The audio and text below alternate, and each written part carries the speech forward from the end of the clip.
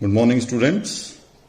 It is 12th Physics, chapter number 6, lecture number 3. In this lecture, we will discuss about the inductance.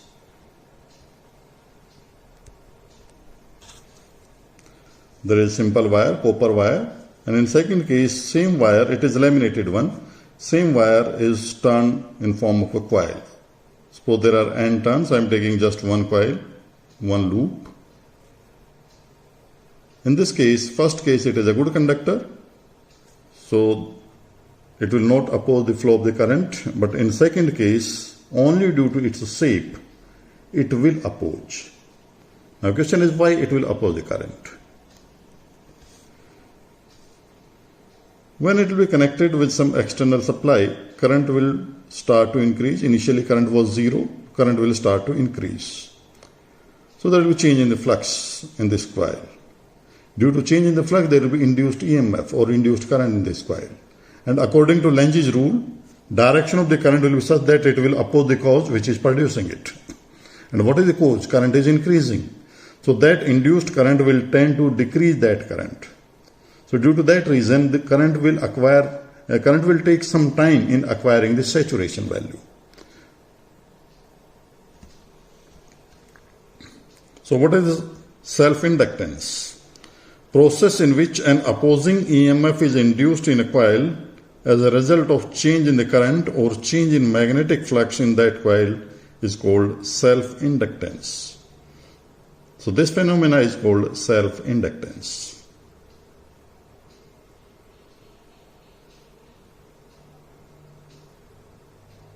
Now, as current is taking some time in acquiring the saturation value, it means current will lag behind the applied voltage.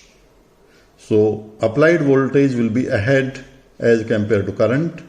We will discuss it in detail in next chapter, what will be the angle of phase.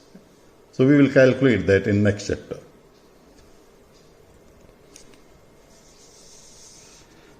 Now, flux is proportional to current. If current will be more, then flux will also be more, because what is flux? Flux is equal to BA. So if current will increase, magnetic field B will increase, so flux will be proportional to I, or flux will be equal to Li, where L is the coefficient of proportionality and it is called coefficient of self-inductance. Coefficient of self-inductance.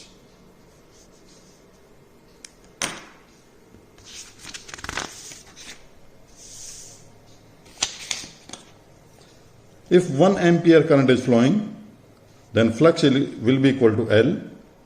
So how will you define coefficient of self-inductance? Self-inductance of a coil is equal to flux associated with the coil when 1 ampere current is flowing through it. So if 1 ampere current is flowing through a coil, then how much flux is associated? That will be numerically equal to self-inductance of that coil.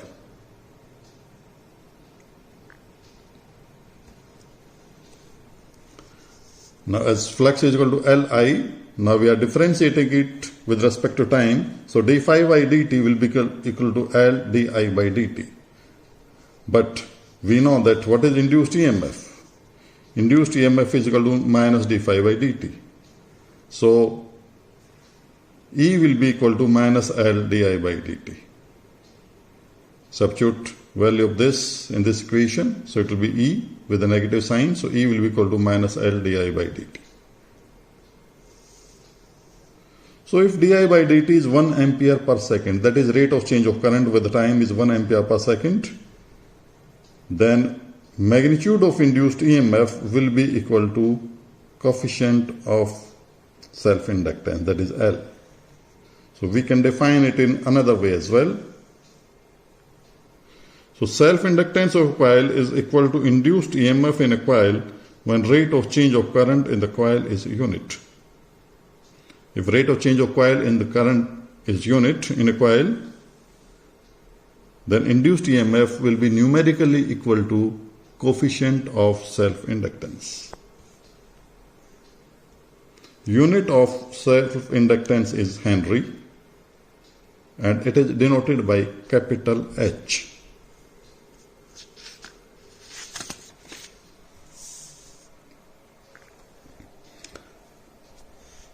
Now E is equal to minus L di by dt. So what will be L? L will be equal to minus E di by dt. So if di by dt is 1 ampere per second and induced EMF is 1 volt, then L will be equal to 1 Henry. E is 1 volt, di by dt, rate of change of current with respect to time is 1 ampere per second. So L will be equal to 1 Henry. So now you can define 1 Henry.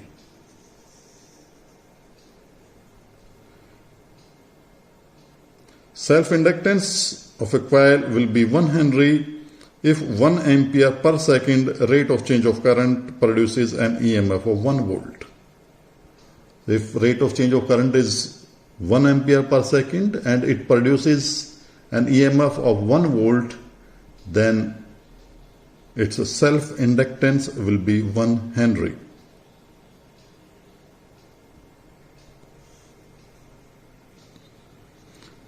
Now we will find out how much energy will be stored in an inductor. So our next topic is energy stored in an inductor.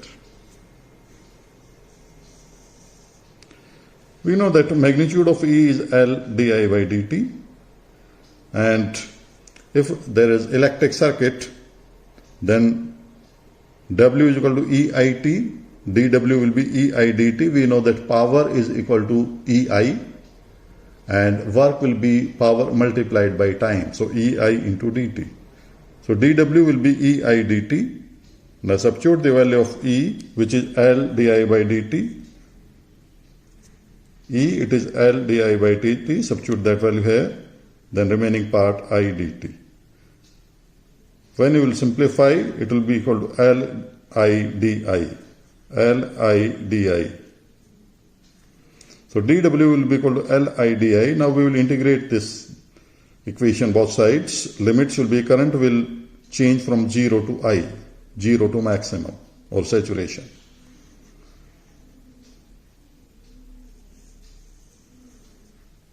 Now simplify it, it will be equal to half Li square. So energy stored in an inductor will be equal to half Li square. Now this energy is in form of magnetic field. In the coil there will be some magnetic field. This energy will be in the form of magnetic field. That is, that electric energy will be converted into magnetic energy.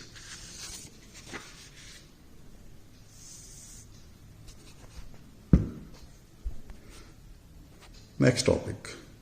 Suppose inductors are connected in series. We can connect inductors in series or in parallel. First we are connecting them in series. L1 and L2, they are connected in series and it is connected some supply E. Drop across L1 is E1, across L2 it is E2. I current is flowing through this. Because it is a series combination, so current will be same through both the coils or both the inductors. So E1 will be equal to minus L1 di by dt and E2 will be equal to minus L2 di by dt.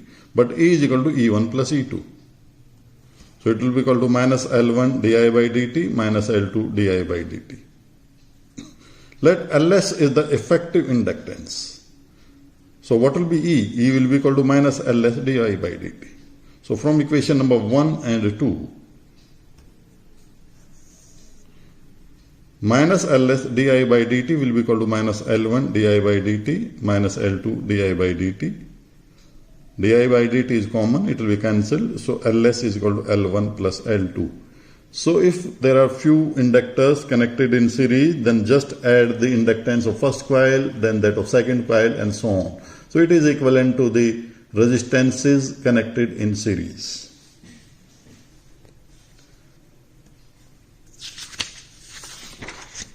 Now next, when inductors are connected in parallel,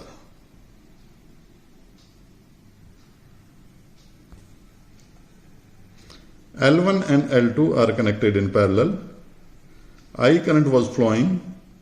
I1 is flowing through L1 and I2 is flowing through L2.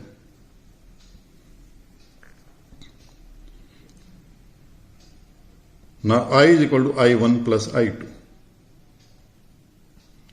and E is equal to minus L di by dt. So di by dt will be equal to minus E by L. So what will be di1 by dt? That is through first inductor. di1 by dt will be equal to minus E by L1, and di2 by dt will be equal to minus E upon L2. So we will add these. di1 by dt plus di2 by dt is equal to minus E upon L1 minus E upon L2. It is our second equation. Let LP is the effective inductance. So di by dt will be equal to minus E upon LP, because di by dt is equal to E by L. So di by dt will be equal to minus E upon LP, where LP is the effective inductance of these inductors which are connected in parallel. Now, as I is equal to I1 plus I2, we will differentiate both sides with respect to time. So di by dt will be equal to di1 by dt plus di2 by dt. Now substitute these values. So from equation number second and third, di by I1 by dt plus di2 by dt, substitute that value in this side, this value. So di by dt was minus E upon LP. So E minus E upon LP is equal to minus E upon L1 minus E upon L2.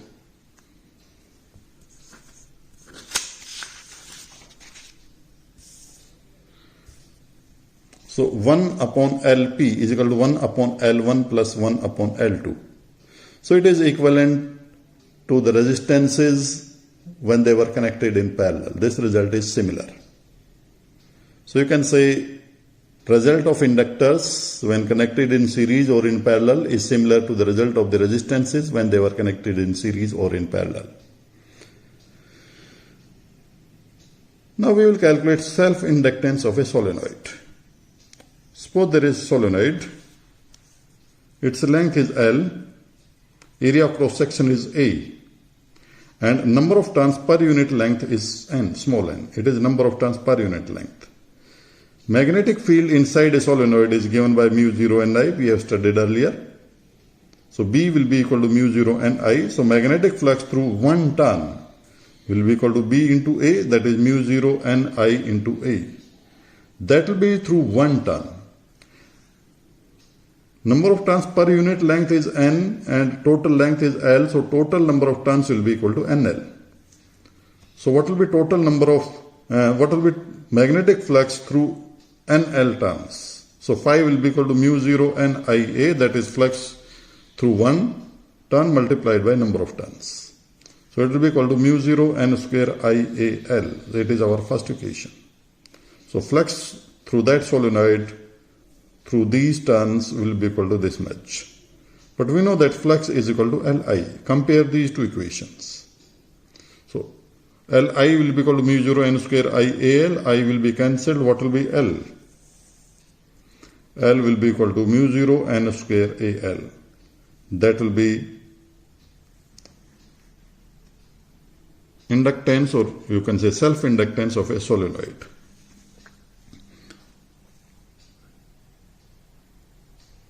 Now we will calculate energy stored in a solenoid.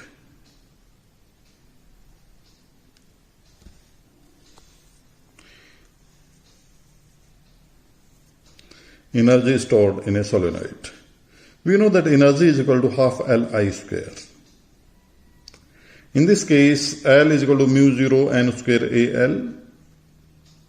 We calculated in previous topic. We know B is equal to mu 0 Ni. So what will be the value of I? I will be B upon mu 0 N. Now we will substitute value of L and I in this equation and we will find out what will be the energy. So U will be half L, which is equal to this much, mu 0 N square AL into I square. I is B0 by mu n, so B0 by mu n whole square. So that will be energy stored, that is U.